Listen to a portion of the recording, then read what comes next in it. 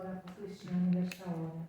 Amém. Pelo vaso, pelo instrumento que o Senhor tem afinado e o vaso que o Senhor tem construído, ornado para a glória do teu nome. Cristiano é tua, a vida dela pertence a ti. E nós te pedimos, Pai, que em nome do teu Filho amado Jesus Cristo, aquele que vive e reina para todo sempre, a tua unção seja derramada sobre a vida dela mais e mais. Em nome de Jesus. Amém. Amém.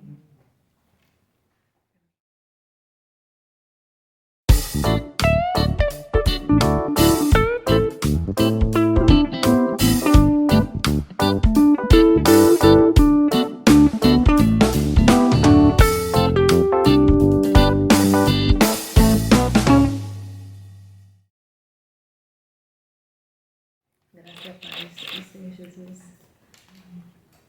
Acho que nos últimos 2 anos, acho que vai fazer 2 anos. Já fez 2 anos. Já fez 2 anos. Tudo que eu tenho escrito, tudo que eu tenho falado, tem sido o que eu tenho vivido.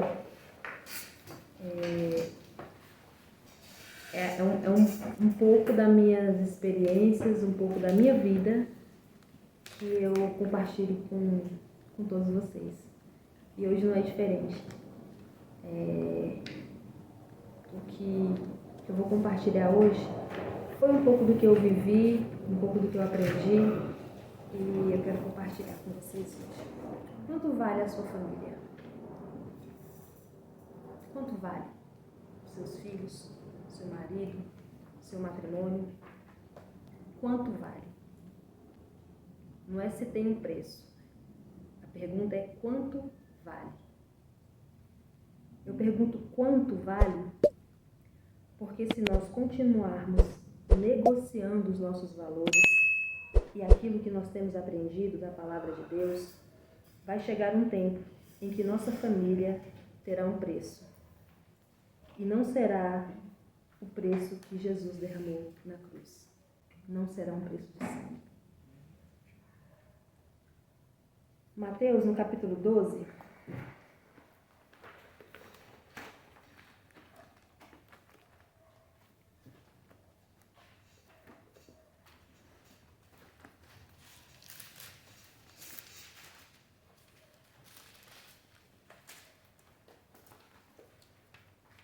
a partir do versículo 22,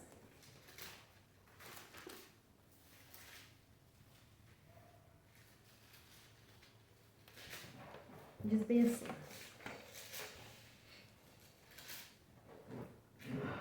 Então lhe trouxeram um endemoniado, cego e mudo, e ele curou, passando o mudo a falar e a ver. E toda a multidão se admirava e dizia: É este porventura o filho de Davi? Mas os fariseus, ouvindo isso, murmuravam: Este não expele demônios, senão pelo poder de Beelzebul, maioral dos demônios. Jesus, porém, conhecendo-lhes os pensamentos. Jesus conhece os nossos pensamentos. Por mais que a gente tente nos enganar, não vou nem dizer enganar uns aos outros, nos enganar, Jesus conhece os nossos pensamentos. Disse: Todo reino dividido contra si mesmo ficará deserto, e toda cidade ou casa dividida contra si mesma não subsistirá. Se Satanás expele a Satanás, dividido está contra si mesmo. Como, pois, subsistirá o seu reino? E se eu expulso demônios por Beelzebul, por quem os expulsam vossos filhos? Por isso eles mesmos serão os vossos juízes. Se, porém, eu expulso demônios pelo Espírito de Deus, certamente é chegado o reino de Deus sobre vós. Ou como pode alguém entrar na casa do valente e roubar-lhe os bens sem primeiro amarrá-lo? e então lhe saqueará a casa. Quem não é por mim, é contra mim. E quem comigo não ajunta, se espalha. Então, se você não está fazendo bem, com certeza você não está em cima do muro. Você está fazendo mal. Só de não fazer o bem, só de não seguir aquilo que Jesus ensina, você já está fazendo mal, você já está pecando. Por isso, vos declaro, todo pecado é blasfêmia, e blasfêmia serão perdoados aos homens, mas a blasfêmia contra o Espírito não será perdoada. Se alguém proferir alguma palavra contra o Filho do Homem, ser-lhe-á isso perdoado, mas se alguém falar contra o Espírito Santo, não lhe será isso perdoado, nem neste mundo, nem no porvir. Ou fazei a árvore boa o seu fruto bom, ou a árvore má e o seu fruto mau, porque pelo fruto se conhece a árvore. Raça de víboras, como podeis falar coisas boas sendo maus? Porque a boca fala do que está cheio o coração. O homem bom tira do tesouro bom coisas boas, mas o homem mau do mau tesouro tira coisas más. Digo-vos que toda árvore frívola que proferirem aos homens, dela darão conta no dia do juízo. Toda palavra frívola que proferirem aos homens, dela darão conta no dia do juízo. Porque pelas tuas palavras serão justificados, e pelas tuas palavras serás condenado. Nós devemos ter muito cuidado com os meios de comunicação, de informação que nós temos. TV, música, internet, jogos. São áreas que estão sendo usadas para nos distrair, tirar do nosso foco a nossa atenção.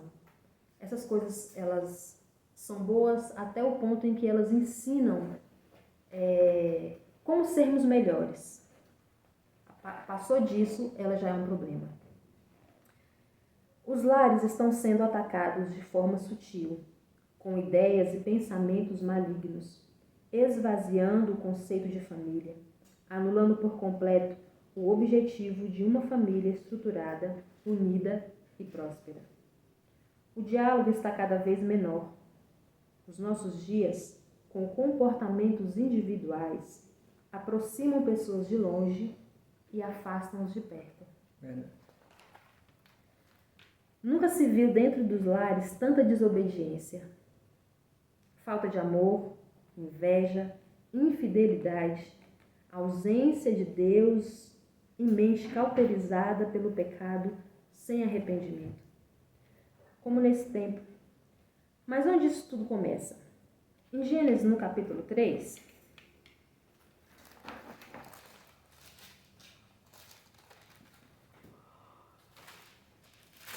a partir do versículo 1, diz assim: Mas a serpente, mais sagaz que todos os animais selváticos que o Senhor Deus tinha feito, disse à mulher: É assim que Deus disse: Não comereis de toda a árvore do jardim? Respondeu-lhe a mulher: Do fruto das árvores do jardim podemos comer. Mas do fruto da árvore que está no meio do jardim, disse Deus, não comereis, nem tocareis nela, para que não morrais.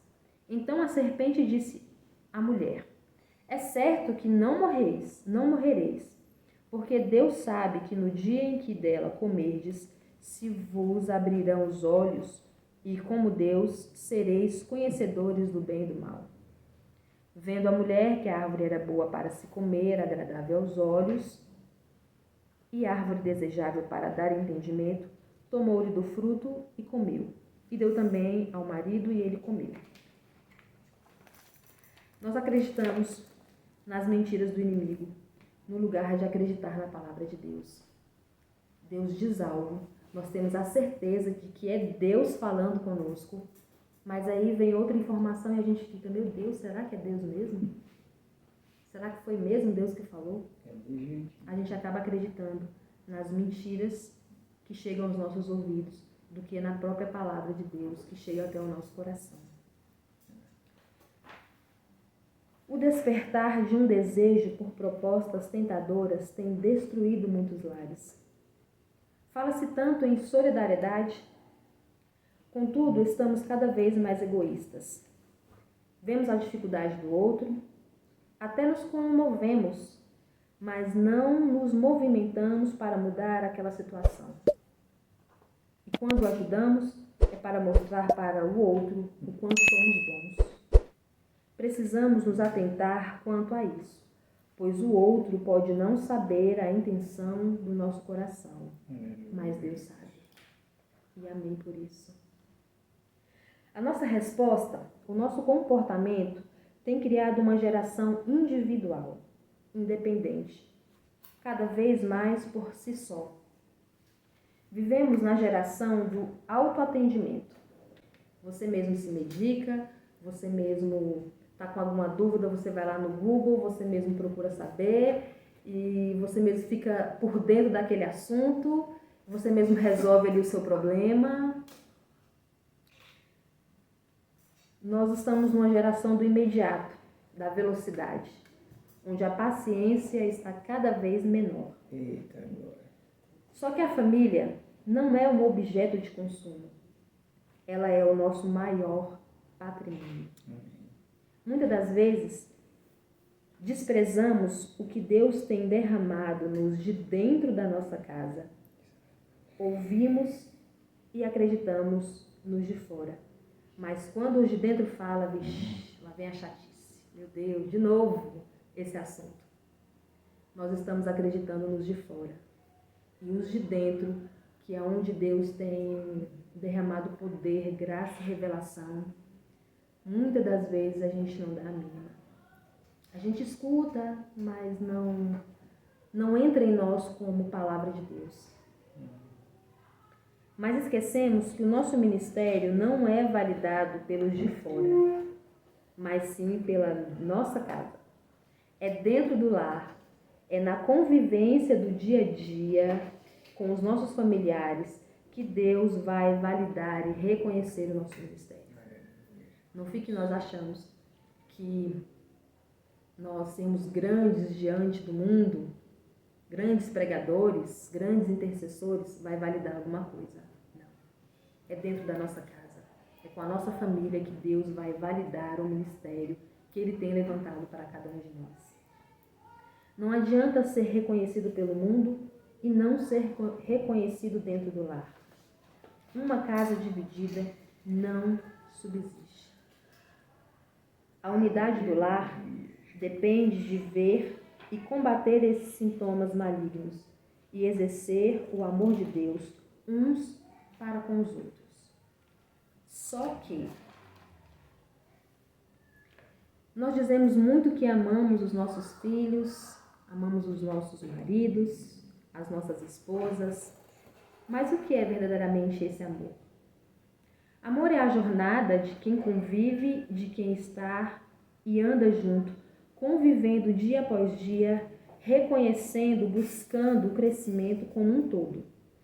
O amor é uma decisão de união. O amor da mulher precisa ser refletido no marido, porque se não for, é qualquer outra coisa. É paixão, é desejo, é carinho, mas amor não é. O amor da mulher precisa ser refletido no marido. O matrimônio, a família, não é um lugar para ser feliz, é um lugar de propósito. A felicidade só vem quando o propósito é estabelecido e exercido dentro do lar. Porque uma casa dividida não prospera. Se não há felicidade no seu lar, contentamento, se falta algo no seu matrimônio, dentro da sua família, reveja, pois propósitos podem estar sendo quebrados, mas não é o nosso propósito, é o propósito de Deus. Porque às vezes a gente fala, nossa, mas eu tenho um propósito de fazer isso, de fazer aquilo, mas é o propósito que Deus quer? É o propósito que Deus estabeleceu para a sua vida? 2 Timóteo, lá no capítulo 3. Eita. 2 Timóteo, capítulo 3, a partir do versículo 1, diz bem assim: Sabe, porém, isto: nos últimos dias sobrevirão tempos difíceis, pois os homens serão egoístas, avarentos, jactanciosos, arrogantes, blasfemadores, desobedientes aos pais, ingratos, irreverentes, desafeiçoados, implacáveis, caluniadores, sem domínio de si, cruéis, inimigos do bem, traidores, atrevidos, enfatuados, mais amigos dos prazeres que amigos de Deus. Milhões de crianças abandonadas, separações, divórcios, alcoolismo, adultério, mortes. Somos hoje uma sociedade enferma que grita por socorro. No lugar de prosperar um lar dividido, tende a se desintegrar. O amor de Deus, a graça de Jesus, a propagação do Evangelho da paz e a obediência à palavra. Dinheiro, cultura, posição social, corpo perfeito, beleza exterior, não unem uma família. Eita agora. Só Deus, em Jesus Cristo, une e mantém uma casa unida. Temos visto que o Senhor tem restaurado famílias, mas tudo depende de alguém tomar essa posição. Crê no Senhor Jesus e serás salvos tu e tua casa. Atos 16:31. Eu costumo dizer que se uma pessoa que está passando por qualquer problema, dor, dificuldade, por desobediência, por falta de perdão e de arrependimento, e continua colocando as sujeiras para debaixo do tapete, que ainda está insistindo em desobedecer uma ordem de Deus, que ainda está vivendo de aparências, que ainda está dizendo que está tudo bem, que tudo vai bem, só que quando na verdade aqui dentro está tudo destruído. O orgulho não deixa aquela pessoa tomar a atitude do arrependimento e querer mudar, querer resolver os problemas. Nós estamos numa sociedade em que as pessoas estão vivendo muito de aparência. Tá tudo bem, tá tudo legal, tá tudo ótimo. Mas dentro de casa, mas aqui dentro não está. E é porque o que ela está passando, ainda não é o suficiente para fazê-la mudar. Então, eu costumo dizer que quando uma pessoa está vivendo algo difícil, quando uma pessoa está passando por muita dor, muito problema, por conta de desobediência, por conta de falta de arrependimento, e ela não procura mudar, é porque não está doendo muito. É porque não está doendo o suficiente para ela mudar. Não está doendo o suficiente para ela se levantar, para ela pedir perdão. Não está doendo o suficiente para ela ir lá e se arrepender. Não está doendo o suficiente para ela mudar aquela situação. Então, se ela ainda continua vivendo de aparências, jogando os problemas para debaixo do tapete, é porque a dor não está muito grande. É porque o sofrimento dá para aguentar, dá para levar. Então, eu oro hoje. E essa oração eu fiz primeiramente para mim. E eu oro para que hoje Deus aperte a cada um de nós. Amém. Que Deus esprema a cada um de nós. Que Deus possa... Eu não sei outra palavra para dizer isso. Que Deus nos arroche. Que Deus faça com nós como a uva. Para sair lá o suquinho, para fazer o vinho. E eu oro para que Deus faça isso na vida de cada um de vocês. Para que você saia desse lugar de comodidade, de ociosidade espiritual, e que você comece a se movimentar para cumprir exatamente aquilo que Deus tem requerido e cobrado de cada um de nós. Porque assim como Deus tem me cobrado de muitas coisas, eu sei que Deus tem cobrado a cada um de nós. De erros do passado, de desobediências, de falta de arrependimento. E eu oro para que Deus aperte cada vez mais, para que Deus cobre cada vez mais. Eu oro para que os seus valores, para que o seu caráter não seja corrompido nem negociado. Que o preço que Jesus pagou na cruz por nós seja suficiente para que não haja mais divisão em nossos lares. Olá, a graça e a paz do Senhor Jesus. Você está no canal da Missão Ressignificar, gerando uma história de transformação genuína à luz da palavra. Muito obrigado você que tem nos acompanhado até aqui, você que tem nos assistido, muito obrigado. E aqui do meu lado estão as nossas redes sociais. Se você quiser entrar em contato conosco, seja muito bem-vindo. Que Deus te abençoe. Senhor, muito obrigado, Pai, por essa palavra. Muito obrigado pela oportunidade que o Senhor nos deu de estarmos aqui reunidos. Pai, a oração que eu tenho feito para mim, diante da Tua presença, Pai, é que o Senhor me cobre mesmo. É que o Senhor me cobre de cada palavra que eu tenho dito. É que o Senhor venha, Pai amado, me lembrar dos erros que eu tenho cometido, Pai amado, e que eu venha me arrepender. E eu oro, Pai, para que isso aconteça aqui, Senhor, nesta mesa, conosco, Pai. Que o Senhor venha nos cobrar, Pai, de uma forma mais intensa.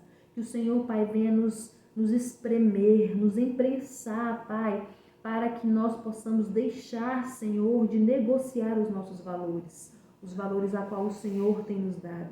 Para que o nosso caráter, Senhor, não venha mais ser distorcido, Pai amado, por mentiras que não pertencem a Ti, por mentiras que o mundo tem nos falado, Pai.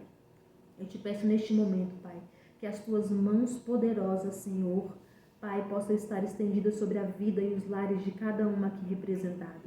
Senhor, nós não permitimos e não queremos mais uma casa dividida, com mentiras, com enganos, com falsidades, Pai, não. Mas nós queremos, Pai, uma casa, Pai, uma família, Pai amado, a qual o Senhor tem nos chamado para ser restauradas, curadas, transformadas, restabelecidas, Pai amado, no Teu propósito, Pai. Porque o Senhor tem um propósito sobre cada família aqui representada, Pai. E eu creio, Senhor amado, que esse propósito se cumprirá. Os caminhos a qual o Senhor tem levado a cada um de nós em viver essa cura, essa transformação. Pai, que os nossos olhos se abram, que a nossa mente se abra, Pai, e entenda aquilo que o Senhor quer de cada um de nós. Mais uma vez, Pai, eu quero Te agradecer por tudo que o Senhor tem feito nas nossas vidas. E que hoje, Pai, nós possamos sair deste lugar de comodidade, esse lugar de enfermidade, Pai, e que seja nós, a família a qual o Senhor vai usar para curar tantas outras, em nome de Jesus e para a glória do Teu santo nome, Pai. Amém.